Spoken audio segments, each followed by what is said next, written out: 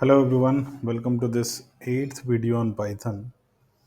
In this video, I'll be starting a new set of videos covering some pretty essential topics related to analytics using Python.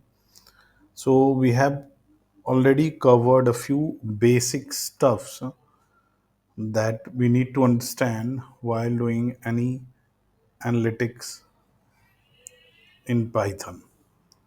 So now we'll move up the ladder and we'll learn a few intermediate things as well what we can do in Python. So this particular notebook content is also available on my Medium blog. I'll share that link as well in the comment section of this video, and I'm just recreating the same in this video. So for now, what we have seen is that we are loading a data set and then we are filtering for some of the rows or columns and then summarizing the data. Now, what if we have to add a new column to the data set based on some logic? So, how would we do that? So, we'll cover that aspect in this video, and in the coming videos, we'll cover a few more things. So let's start. So in this video, we'll see how we can add a column using a single column, multiple columns, or after group by as well. Okay, and here we can achieve the same either by comparisons, by applying a lambda function, map with dictionary, and map with lambda function, np.where, np.select, row function, and then group by and transform. So we'll cover all of these in this particular video. So let's start. So first of all, we'll load this pandas library, and the other important library that we generally use in Python is NumPy. So we load it as np. So that's why we have two lines of code here. Import pandas as pd and NumPy as np. So for this exercise, we'll create a data frame here only where we have a few columns. As you can see, there's a date column, event column, name column, type column, and a value column. So on these particular dates, some events are happening, names of those events, and then there are a few categories and what is the value of that event. So with these uh, lists, we'll create this data frame using pd.dataframe where these are the column names. So this is a dictionary where all these lists are the values, and these column names are actually the key here. So with this, we'll create the data frame, and we can take a look at the data frame here, that this is how it will look like. Okay. Now let's start. Let's start with the uh, first thing where we'll just add a column using any one of these columns. So maybe uh, we are just looking at this particular type column, and we'll just create a flag if this type is equal to a. So yes or no kind of column. So here for that, we'll just use this data frame, take this data frame, and then we'll add a column name here in this square bracket. The new column that we want to create, we'll just add that name here, put that name here, and then we'll say equals, and then wherever this type is exactly equal to aa. So there, that's why while comparing anything, checking if the value is same as something else, we use double equal to. So here we are just checking whether the value in the type column is equal to double A or not. So with this, we'll get this true false kind of thing. So wherever it is matching, it is true, otherwise it is false. So this is how we can create a flag column in our data frame. Okay. Again, here if you want to do some comparison, so if you want to see if the values are greater than 20, 30, something like that, so that way also you can create a new column here. So it just gives you an idea that you can equate or you can do any kind of comparison there, and you can create a new flag column. But yeah, you can see here that it is true false here. If you want to get it the values as uh, 0 1, you just need to put it into brackets and then you can multiply it by 1. So if you do that,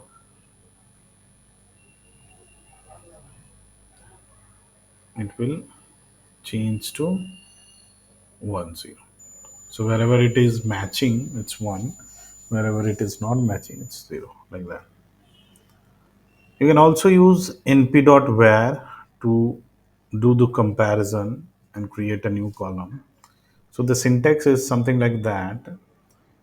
np.where, so it'll check for this particular condition. So wherever it is matching, it will do this operation, and for cases where it is not matching, it will do the other operations. It's kind of if else or if function that we actually use in Excel, Google Sheet as well.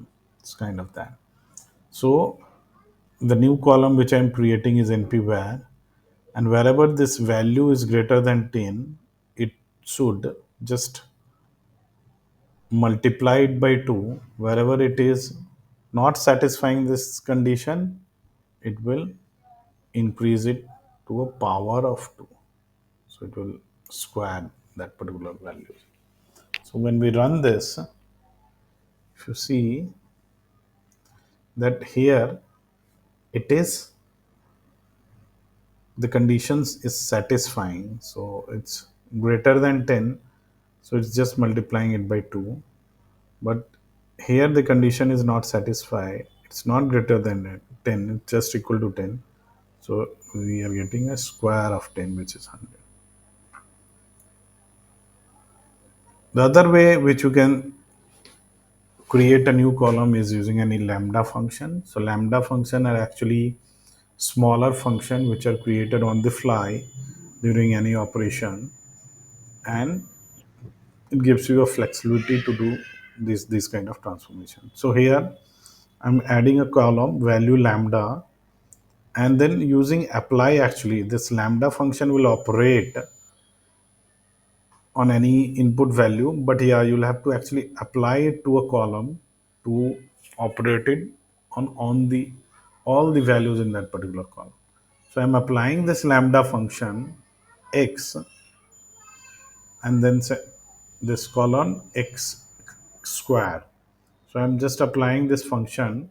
So whatever with the value of x, I just want to square it on this value column, and with that I'm getting value lambda here. So I'll just run this, and you can easily observe that it is just squaring all the values here to get this value lambda column. Okay, now this is pretty straightforward lambda function use. But what if you want to actually apply lambda function with certain conditions? So with to do that, you'll have to use if else in lambda function. So here the way the function is defined is lambda x multiplied by 2 if x is greater than equal to 20, otherwise square of x. Okay, so only for cases where it is less than 20 to actually square, and for cases where it is greater than equal to 20, it will just multiply it by 2. So if you see here, let me run it first. if you see here, these values, wherever it is greater than equal to 20, so for 20 it is just multiplying it by 2. Otherwise, for values less than 20, it's creating square of that particular column value in this column. So 10 becomes 100, 15 becomes 225, while cases where it is greater than equal to 20, so 30 becomes 60 only. So again, this is important. So if you want to apply a lambda function on a condition only, then you should use this kind of syntax. Lambda, some value if x greater than or less than some conditions, and then else, otherwise something else. So yeah. Now, if you want to apply multiple if else conditions, so if there are multiple if else conditions, then how would you do that? So that you can observe here that this lambda function is now a bit complicated. So what I'm saying is that x to be multiplied by 10 if x is greater than equal to 20, else then there is a nested if else. Okay, x square if x greater than 10, otherwise x. Okay, so if it is greater than equal to 20, multiply it by 10. If it is greater than 10, take a square, otherwise x only. So if I run this,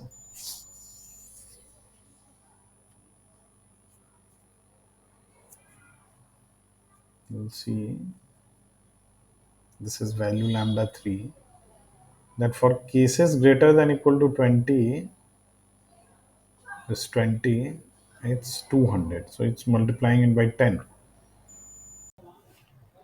For 15, it is squaring it to 225, and for 10, which is the minimum here, is remains the same as 10. Okay, because this condition is greater than 10, and so for values of 10 it remains the same. There is no change in the value in value lambda 3. You can also use map function to do a mapping to get some different kind of values. So what is being done here is that you are mapping 10 and then changing it to 10 and 20 to 20, and then for rest of the values it's not changing it, it's just null. If I run this,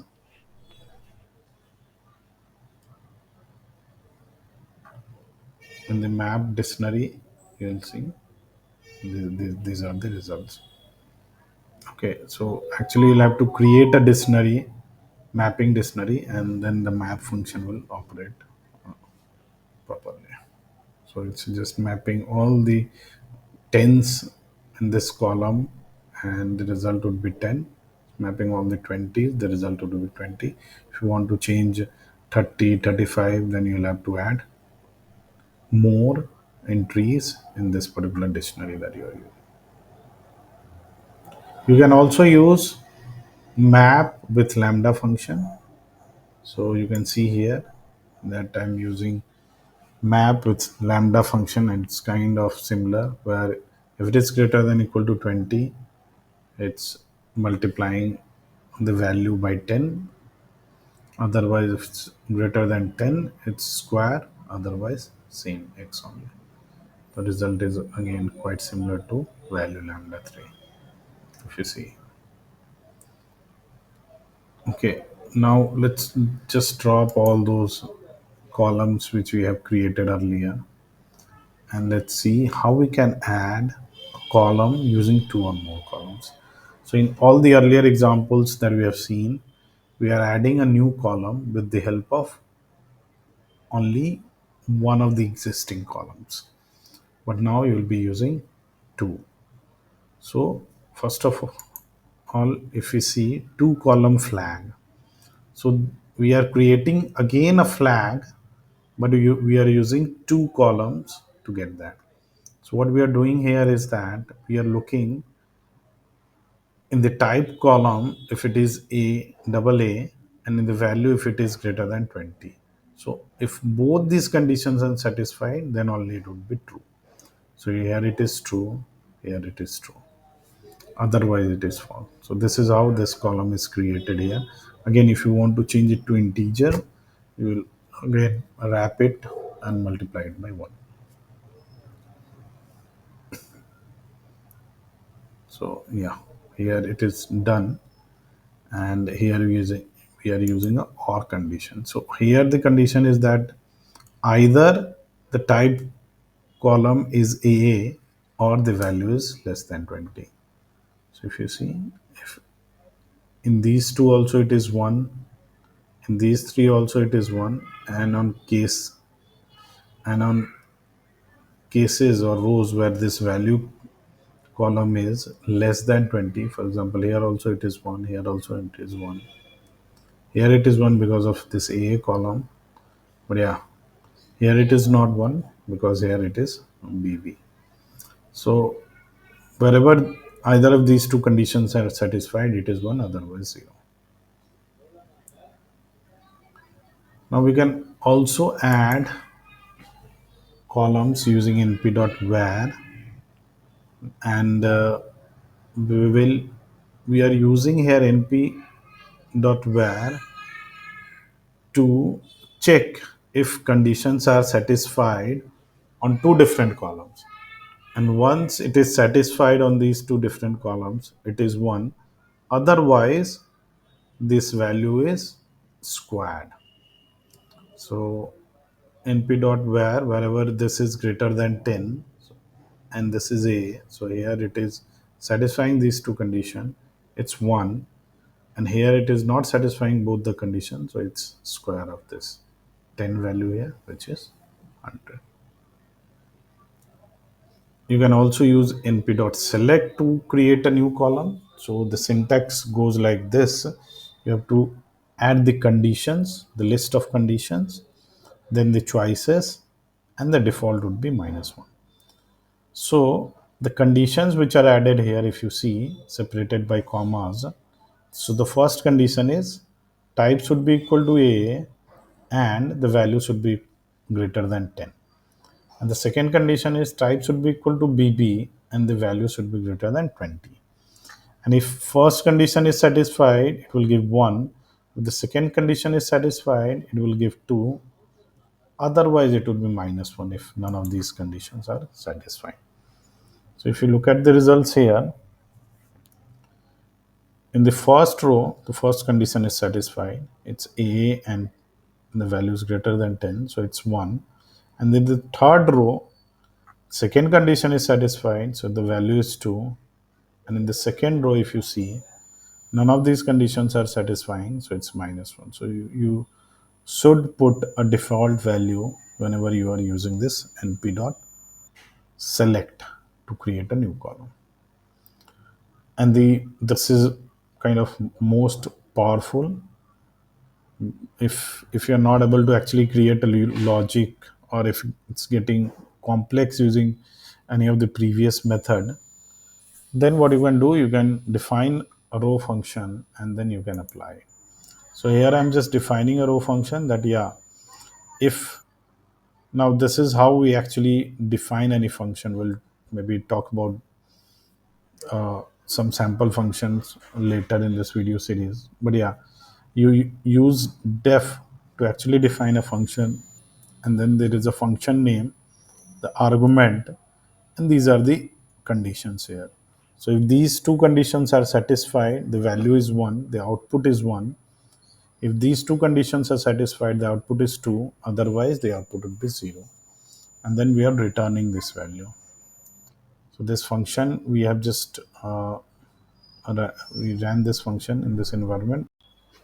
Now we will apply this function on the data frame, and after applying this function, if you look at the results here, row function results are quite similar to np select results that we have seen earlier. Only change is that the default value there was -1, and here we are default value putting it as 0. So rows where none of these two conditions are satisfied, It's giving us 0 here. And the next part is that you can also add a column after group Y, and there you can use transform function. So if you look at the syntax, it's grouping the data on type, taking value column, and then it is summing it up for this particular type. So if I run this, this is the column which is added, because there are two different types only.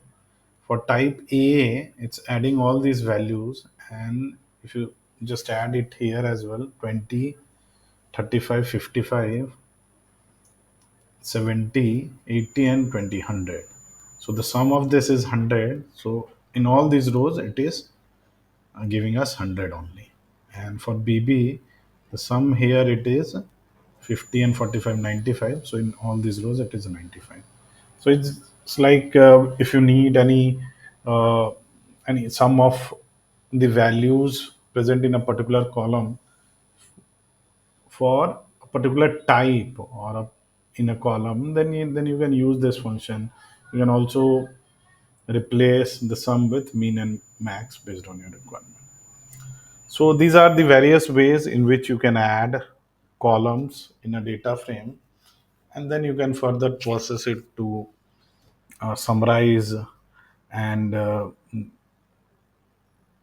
you can create some charts or tables on top of that. I hope you'll find this video useful. Do subscribe my channel and like the video. See you in the next video. Thank you.